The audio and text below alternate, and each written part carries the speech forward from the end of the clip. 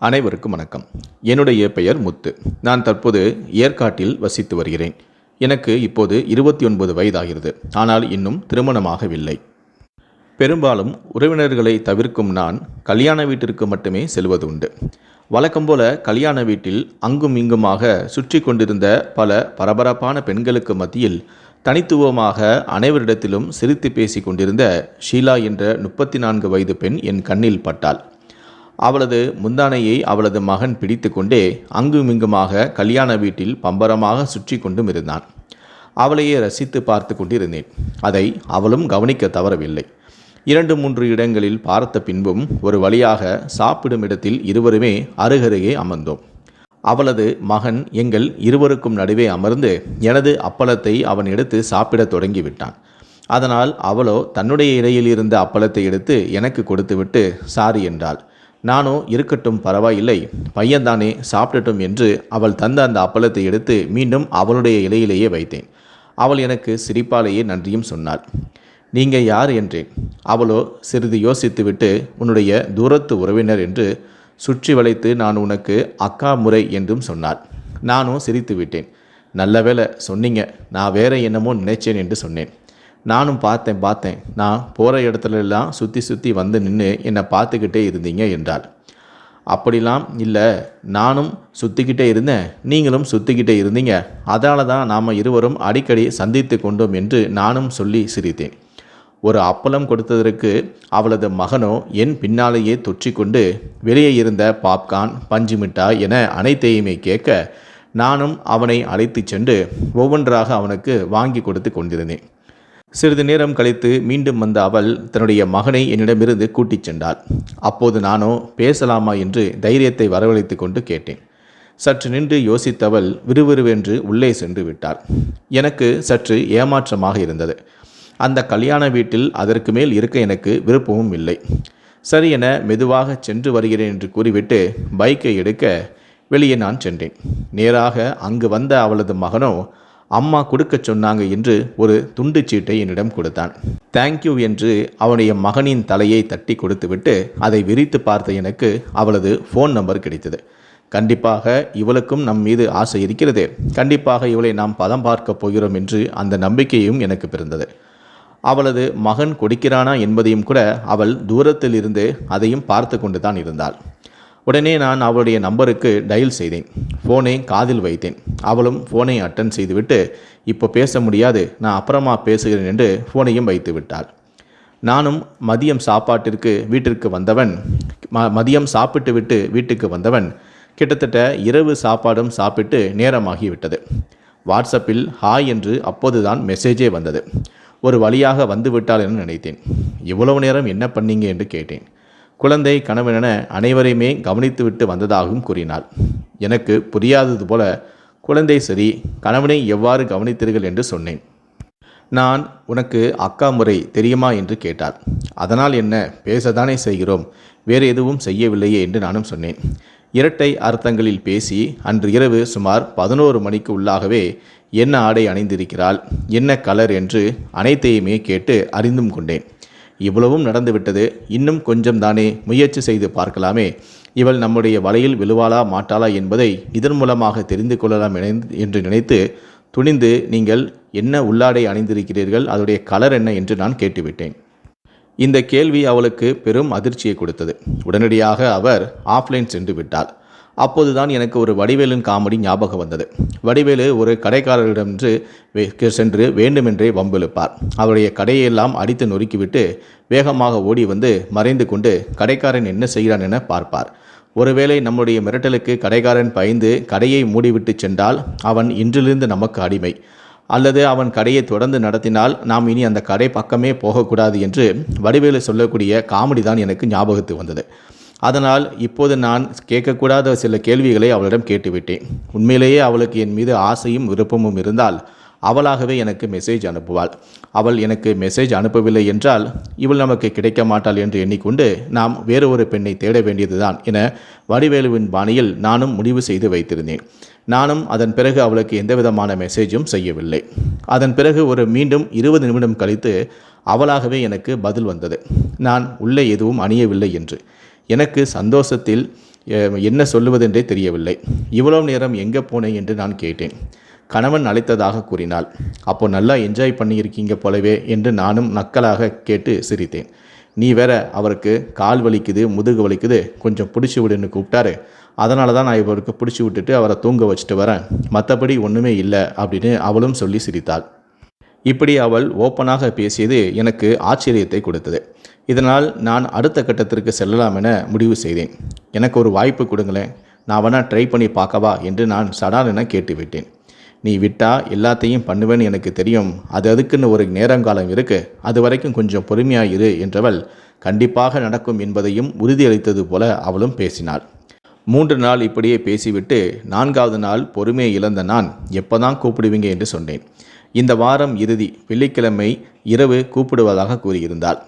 சனிக்கிழமை அவருடைய கணவனின் சொந்தக்காரர் யாருக்கோ திருமணமாம். அதனால் அவருடைய கணவன் வெள்ளிக்கிழமையே வெளியூருக்கு செல்வதால் அன்று இரவு என்னை வீட்டுக்கு வருமாறும் அழைத்திருந்தாள்.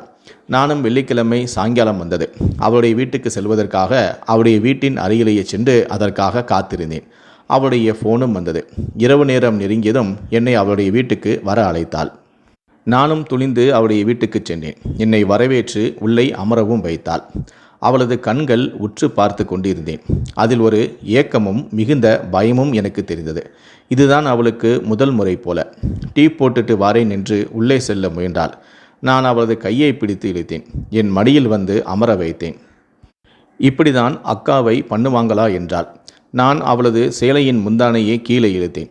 அதில் பின் போட்டிருந்ததால் லேசாக கிழிந்தது. பொய்யாக கோபம் கொண்ட அவள் அந்த பின்னை அவளே கலட்டியும் விட்டாள். ரொம்ப அவசரம் போலையே என்றவளை நான் இறுக்கமாக கட்டி அணைத்து கொண்டு அவளை தூக்கி நான் பெட்ரூமுக்கு சென்றேன். அதன் பின் விடியும் வரை நான் எதற்காக அங்கு சென்றேனோ அந்த விஷயம் எங்கள் இருவருக்கும் நடந்தது. அதன் பிறகு அந்த சம்பவத்திற்கு பிறகு எங்களுக்குள் நெருக்கமும் அதிகமானது.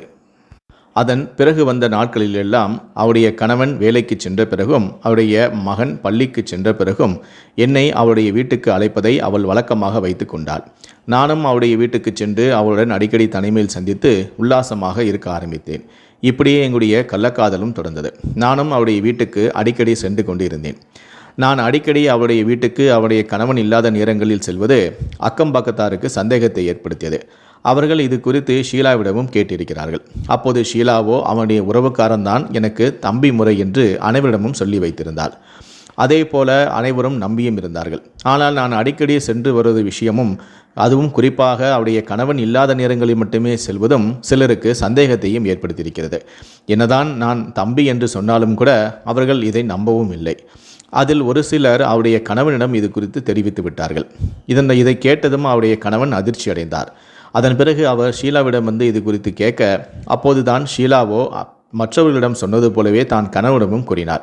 எனக்கு உறவு முறையில் அவன் எனக்கு தம்பிதான். நான் கடந்த முறை கல்யாணத்துக்கு போகும்போது தான் அவனை நான் சந்தித்தேன். உறவு முறையின் அடிப்படையில் அவன் என்னை வந்து இந்த பக்கமாக வந்தால் மட்டுமே பார்த்துவிட்டு செல்வான். மற்றபடி எனக்கும் அவனுக்கும் மற்றவர்கள் சொல்வது போல எந்தவிதமான தவறான விஷயமும் இல்லை என சொல்லி கணவனை நம்ப வைத்தார். அவரும் தன்னுடைய மனைவியின் மீது நம்பிக்கையின் காரணமாக அதனையும் நம்பிவிட்டார். ஆனால் நாட்கள் செல்ல செல்ல ஷீலாவுடைய நடத்தையின் மீது அவருக்கு பலத்த சந்தேகமும் ஏற்பட்டது. அவருடைய நடத்தையும் நிறைய மாறியும் இருந்தது. அதிலும் குறிப்பாக கணவனை தாம்பத்திய உறவுக்கு அழைப்பதையே ஷீலா நிறுத்திவிட்டாள். இதனால் அவருடைய கணவனுக்கு தன் மனைவியின் நடத்தையின் மீது பெரிய சந்தேகமும் ஏற்படுத்தியது. முன்பெல்லாம் வாரத்துக்கு ஒரு முறையாவது தன்னுடைய மனைவி தன்னை அழைப்பாள். ஆனால் தற்போது தம்மை கண்டுகொள்ளவே இல்லையே என அவருக்கு பலத்த சந்தேகமும் ஏற்பட்டது. மேலும் ஷீலா அடிக்கடி என்னுடன் செல்போனிலும் பேசி பழகி வந்தாள். என்னுடைய உறவு கிடைப்பதற்கு முன்பு ஷீலா அடிக்கடி செல்போனை பயன்படுத்தியது இல்லை.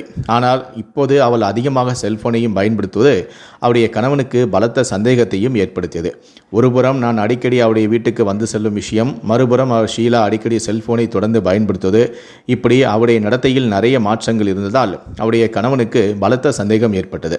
அதனால் இவர் இந்த உண்மையை கண்டுபிடிக்க வேண்டும் என எண்ணி தன்னிடம் புகாரளித்த அந்த நபரிடம், நான் கம்பெனிக்கு செல்கிறேன், மீண்டும் அந்த பையன் என்னுடைய வீட்டுக்கு வந்தால் எனக்கு தகவல் கொடுங்கள், நான் கம்பெனியிலிருந்து ஒரு அவசரமான ஒரு வேலை என்று சொல்லிவிட்டு நான் வீட்டுக்கு வருகிறேன் என கூறியிருந்தார். அந்த நபரும் அவர் சொன்னது போலவே நான் வீட்டுக்கு சென்ற சமயம் பார்த்து இந்த விஷயத்தை ஷீலாவின் கணவரிடம் தெரிவித்து விட்டார். அப்போது வீட்டில் நானும் ஷீலாவும் தனிமையில் இருந்தோம். திடீரென அவர் வீட்டுக்கு வர வீட்டுக்குள் நானும் ஷீலாவும் அரைகுறை ஆடையில் இருப்பதை பார்த்து அவர் அதிர்ச்சியடைந்தார். அவர் எங்களை திட்டமிட்டு கையும் களவுமாக பிடித்து விட்டார். அதன் பிறகு கோபமான அவரோ என்னை கடுமையாக அடிக்க ஆரம்பித்தார். அது மட்டுமல்ல, ஷீலாவையும் கண்மூடித்தனமாக தாக்கினார். ஒரு கட்டத்தில் தன்னுடைய மனைவியின் இந்த கேடுகட்ட விஷயத்தை ஊரறிய செய்ய வேண்டுமென எண்ணிய அவர் என்னை அடித்து தரதரன இழுத்துட்டு வந்து அவர் வீட்டின் அருகே இருக்கக்கூடிய ஒரு கம்பியில் ஒரு போஸ்ட் மரத்தில் என்னை கட்டி வைத்தார். அதன் பிறகு அனைவரும் என்னை பார்க்கும் விதமாக அவர் என்னை கொடூரமாக அடித்து கொண்டே இருந்தார். இதை பார்த்த அக்கம் பக்கத்தவர்கள் பதறி அடித்து கொண்டு ஓடி வந்து தடுத்து நிறுத்தினார்கள்.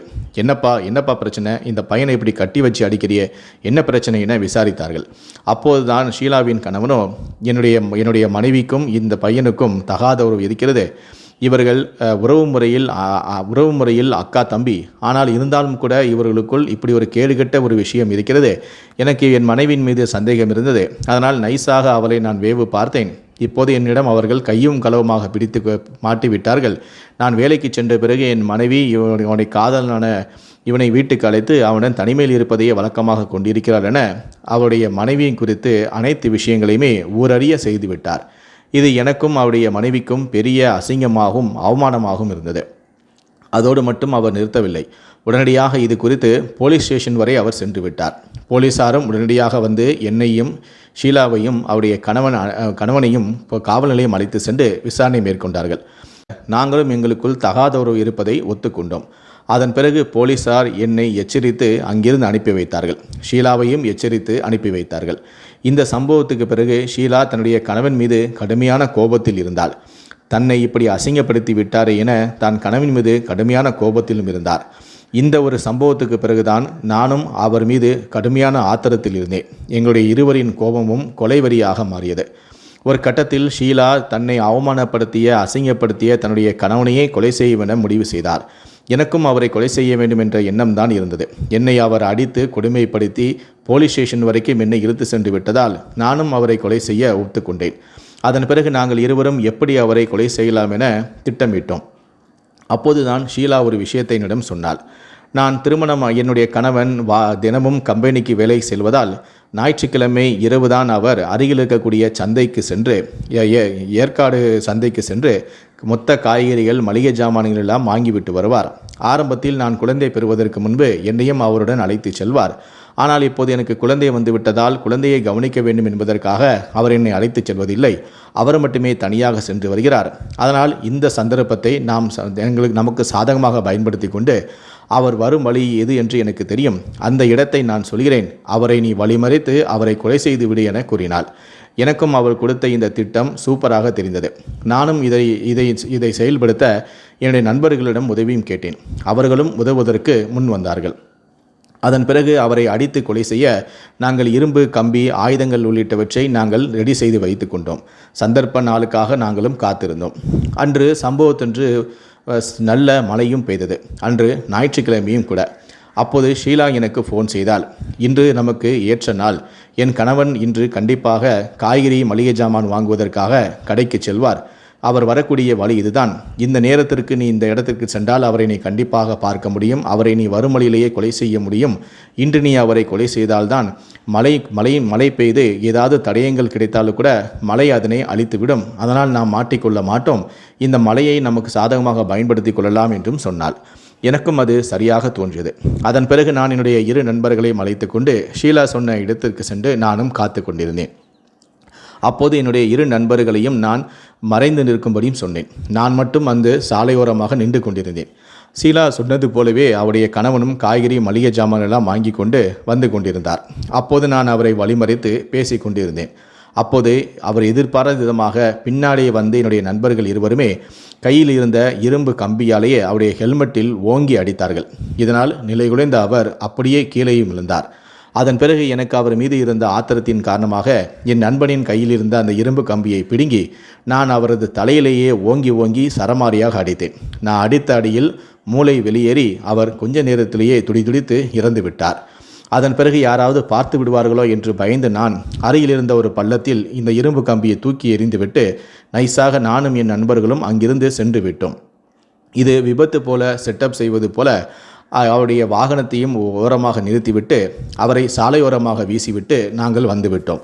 யாராவது சென்றால் விபத்தில் அடிபட்டு இறந்தார்கள் என நம்புவார்கள் என நாங்கள் இப்படி திட்டமிட்டிருந்தோம். அதன்படி அந்த சாலையாக வந்த நபர்கள் சாலையோரமாக ஒருத்தர் இரத்த வெள்ளத்தில் கிடப்பதை பார்த்து அதிர்ச்சியாகி உடனடியாக ஆம்புலன்ஸை வரவழைத்து அவரை ஏற்றி மருத்துவமனைக்கும் அனுப்பி வைத்தார்கள். மேலும் இது குறித்து போலீசாருக்கும் தகவலும் தெரிவித்திருந்தார்கள். போலீசார் உடனடியாக மருத்துவமனைக்கு சென்று பார்க்க அங்கு அவர் இறந்துவிட்டார் என்ற தகவலும் தெரிய வந்தது. மேலும் அவருடைய உடலை பார்க்கும்போது அவருடைய உடலில் வேறு எந்த இடத்திலும் காயங்கள் இல்லை, தலையில் மட்டுமே காயங்கள் இருந்தது. இதனால் போலீசாருக்கு பலத்த சந்தேகமும் ஏற்பட்டது. எப்படி விபத்தில் ஒருவருக்கு தலையில் மட்டுமே காயம் ஏற்படும், உடலில் எந்த பகுதியில் கூட காயம் இல்லையே, ஒரு சிறு கீறல்கள் கூட இல்லையே என போலீசாருக்கு சந்தேகம் ஏற்பட்டது. உடனே சம்பவம் நடந்த ஸ்பாட்டுக்கு, அதாவது விபத்து நடந்ததாக சொல்லப்பட்ட அந்த ஸ்பாட்டுக்கு வந்து போலீசார் ஆய்வு செய்தனர். அப்போதும் போலீசாருக்கு இது விபத்து அல்ல, கொலைதான் என்பதை உறுதி செய்யும் வகையில் அவருடைய இருசக்கர வாகனம் எந்தவிதமான சேதாரமும் இல்லாமல் சாலையோரமாக நிறுத்தப்பட்டிருந்தது. இதனால் போலீசார் உறுதி செய்து விட்டார்கள், இது விபத்து அல்ல, இது ஒரு திட்டமிட்ட கொலை என்றது. அதனால் பக்கத்திலேயே ஏதாவது ஆயுதங்கள் கிடைக்கிறதா என போலீசார் தேடும்போது தான் பள்ளத்தில் நான் தூக்கி வீசிய அந்த இரும்பு ராடையும் போலீசார் கண்டுபிடித்து அதையும் கைப்பற்றி விட்டார்கள். அதன் பிறகு இந்த தகவலானது ஷீலாவுக்கும் தெரிவிக்கப்பட்டது, அவருடைய கணவனின் உறவினர்களுக்கும் தெரிவிக்கப்பட்டது. அனைவரும் பதறி அடித்துக்கொண்டு மருத்துவமனைக்கு வந்து அவரின் உடலை பார்த்து கதறி அழுதார்கள். ஷீலாவும் தன்னுடைய கணவனின் உடலை கட்டிப்பிடித்து கதறி அழுது நாடகம் ஆடினாள்.